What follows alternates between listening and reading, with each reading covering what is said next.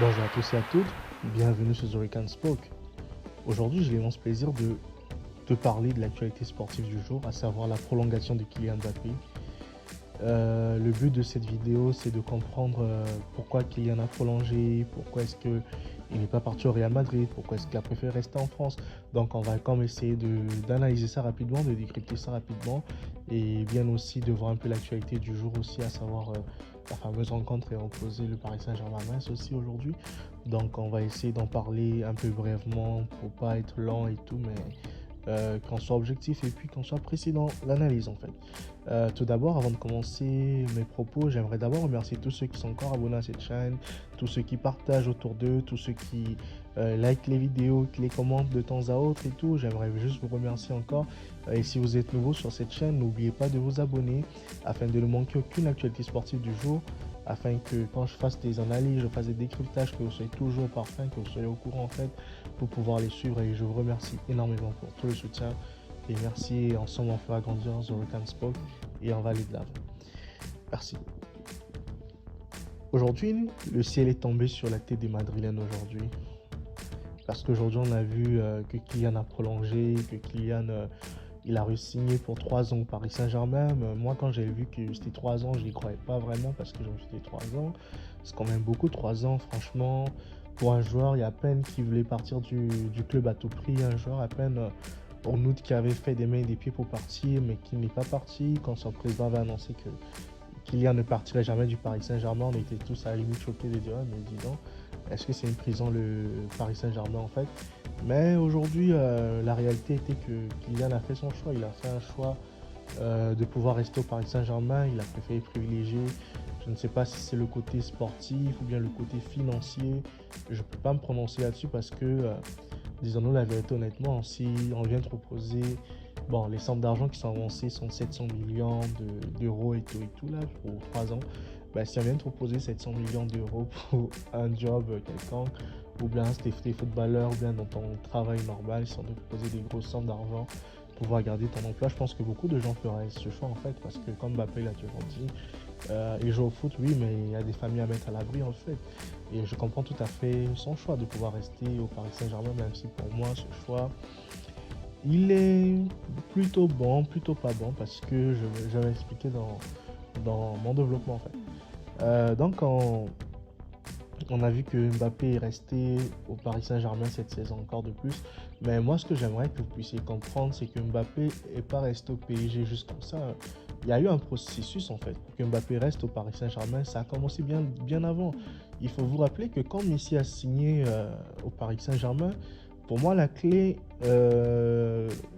qui a fait en sorte que le Paris Saint-Germain garde Mbappé, c'était la venue de Messi. Parce que si Messi ne venait pas au PSG, mais Mbappé ne resterait jamais au Paris Saint-Germain en fait. C'est Messi qui est venu au Paris Saint-Germain et c'est Messi qui a fait en sorte que Mbappé reste au PSG. Parce que Mbappé aujourd'hui, oui, il est ami avec Benzema.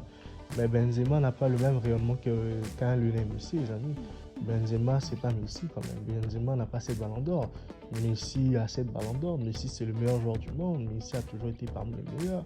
Il a toujours marqué plus de 50 buts par saison. Il a marqué même, je crois, 89 buts à une époque pour battre le record de Gerd Müller. Donc, toutes ces choses font en sorte que ça fait peser la balance en faveur du Paris Saint-Germain. Et Kylian a pu prolonger parce qu'il avait la garantie de jouer avec Messi, de jouer avec Neymar, d'apprendre à jouer avec Sergio Ramos qui vient du Real Madrid, de jouer avec certains joueurs comme Hakimi qui ont été au Real Madrid mais qui sont venus au Paris Saint-Germain, de jouer avec des Keylor Navas qui ont été au Real Madrid de venir jouer au Paris Saint-Germain, d'avoir des Gianluigi Donnarumma qui pouvaient bien aller au Real Madrid mais qui est venu au Paris Saint-Germain. Donc vous voyez que toutes ces choses ont fait en sorte que c'est un processus qui a commencé depuis longtemps. Ça n'a pas juste commencé il y a une semaine, il y a quelques jours. Pour moi, toutes les histoires des accords qui avaient été donnés, vous avez fini par comprendre que tout était faux parce que la mère de Kylian a comme démenti Fred Armel quand il disait que Mbappé n'a pas respecté son accord qu'il aurait donné au Real Madrid et elle aurait retorqué en disant que quand on ne sait rien, c'était qu'il n'y avait aucun accord entre les deux parties, voyez-vous. Donc c'est ce qui fait que Mbappé il est resté au Paris Saint-Germain. Et ça, pour avoir le cœur net, ben, moi, ça faisait déjà comme un mois déjà que je m'étais rendu compte que le petit, franchement, il n'irait pas au Real Madrid comme montre, comme descend, il n'irait pas au Real Madrid. Même si j'avais cru comprendre qu'il pouvait aller au Real Madrid après l'élimination contre le Real, comme beaucoup de gens d'ailleurs, parce qu'on avait vu, il avait l'air dépité, on avait vu les joueurs du Real Madrid qui faisaient attention à lui, attention à ne pas trop le casser les jambes, attention à ce qu'il prenne les balles, même le but qu'il marque à l'aller, on le laisse se faufiler, voyez-vous. Donc c'était un match, vous voyez, que les joueurs du Real avaient pris à la légère face à Mbappé parce qu'ils ne voulaient pas lui rentrer dedans, lui faire mal et tout, mais bon. On a vu que ça n'a pas marché. Et le Real Madrid, c'est pour moi, depuis que je suis le football du Real, je pense que c'est peut-être la deuxième fois ou troisième fois que le Real se fait avoir de façon stupide, quoi. Ils avaient à l'époque où Luis Suarez partait au Barça, ils étaient intéressés par Luis Suarez, mais ils n'ont pas fait les efforts nécessaires pour avoir Luis Suarez. Et l'histoire, on la connaît. Luis Suarez a marqué l'histoire du Barça. Cette année, ils avaient l'occasion de prendre Erling Haaland, mais ils ont joué, je ne sais pas quoi, à quoi est-ce qu'ils ont pensé concrètement pour ne pas prendre Haaland, pour ne pas se battre pour Erling Haaland, parce qu'ils croyaient qu'ils auraient Mbappé. Mais Mbappé était un roublard, Mbappé a joué à la roublardise avec eux, et c'est terrible et c'est triste à dire, parce que le Real Madrid, c'est quand même un grand club. Pour moi, si je dis que Mbappé a bien fait de rester au Paris Saint-Germain, bon, il va rester dans un environnement qu'il connaît. Il connaît le championnat de France, il connaît le PSG, il va pouvoir bien jouer encore, il va encore être meilleur buteur de la Ligue 1 la saison prochaine.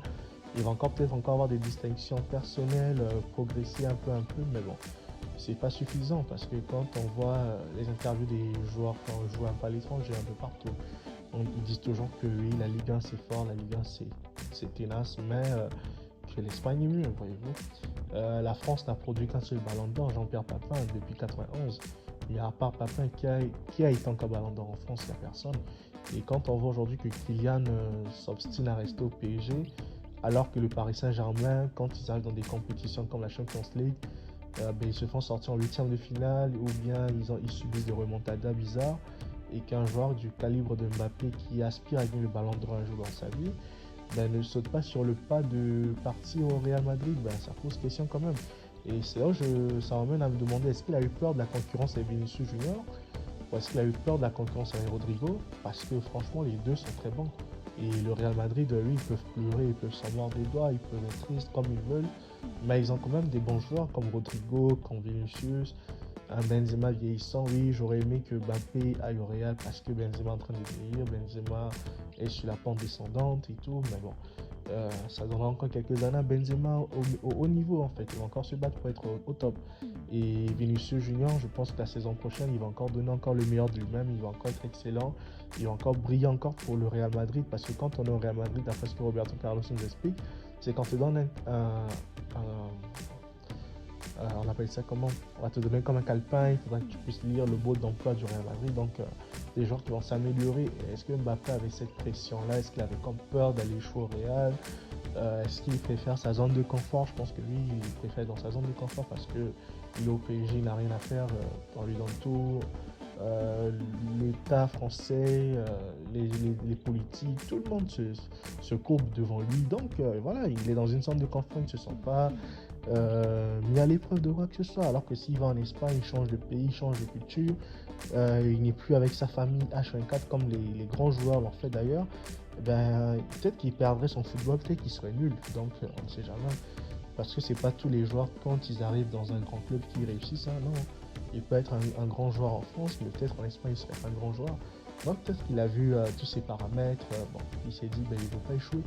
Il veut toujours être celui dont on parle, celui qui va briller, celui qui va faire ci, qui va faire ça. Bon peut-être, moi je n'aimais que des hypothèses. Tout compte fait, je suis content pour lui, pour son match aujourd'hui. Il a inscrit un triplé contre une équipe de Metz. Mais c'est pas pour dire que le championnat espagnol est plus fort que le championnat français. Mais la différence c'est que le championnat espagnol donne des ballons d'or. Fait en sorte que quelqu'un gagne un ballon d'or. Alors que le championnat de France, il a beau l'écraser depuis des années, il ne sera jamais ballon d'or. C'est juste ça, cette différence en fait. Et j'espère qu'avec cette décision qu'il vient de prendre, il va comme l'assumer jusqu'au bout. Et qu'il serait capable, même si l'année prochaine il se prend une remontada, où il perd un 5-0, je ne sais combien. Avec le petit Kylian qui se calme, qui prenne ça encore, il sort au mois de février et que voilà quoi, qui travaille encore dur pour améliorer son club à l'avenir.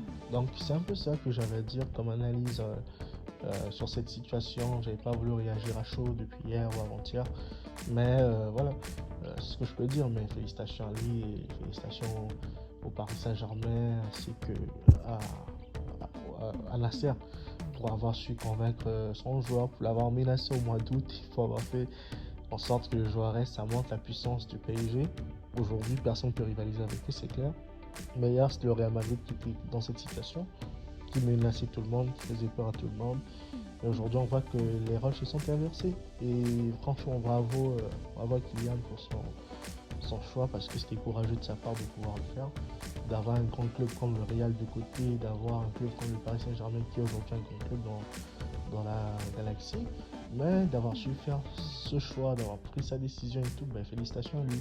Et pour le reste, quand on nous dit oh non, il va chasser Leonardo, il va chasser Pochettino, franchement, je n'y crois pas du tout. Franchement, je suis désolé de vous décevoir. Mais moi, personnellement, je n'y crois pas. Je pense que c'est pas lui qui va choisir l'entraîneur, c'est pas lui qui va choisir Leonardo, qui va dire à Leonardo de s'en aller. Je n'y crois pas une seule seconde du tout. Mais par contre, je pense que si Kylian est resté, c'est peut-être parce que Zidane arrive au PSG. Ça, c'est aussi une hypothèse à explorer. Donc, tout est possible. Et tout compte fait, franchement, hein, bravo au Paris Saint-Germain et bravo à Mbappé et au Real Madrid. Je leur dis juste que prochainement, il faudrait qu'ils puissent être vraiment tenaces quand ils discutent là, qu'ils puissent vraiment signer les accords, conclure les affaires très très rapidement. Parce que laisser Haaland partir à City, laisser Mbappé rester au Paris Saint-Germain et avoir une équipe vieillissante comme celle du Real Madrid, c'est problématique. Même si aujourd'hui ils sont en finale de Champions League, mais rien ne me garantit qu'ils gagneront face à Liverpool parce que Liverpool c'est une très bonne équipe. Allez, sur ce, je vous dis à très bientôt. Si vous avez aimé cette vidéo, likez, faites un commentaire afin de me faire savoir votre point de vue. Et moi, je me ferai un plaisir, comme toujours, hein, de venir débattre avec vous, parler avec vous et voilà, vous donner mon point de vue et mon ressenti. Allez, sur ce, ciao, ciao, bonne journée à vous, bonne nuit.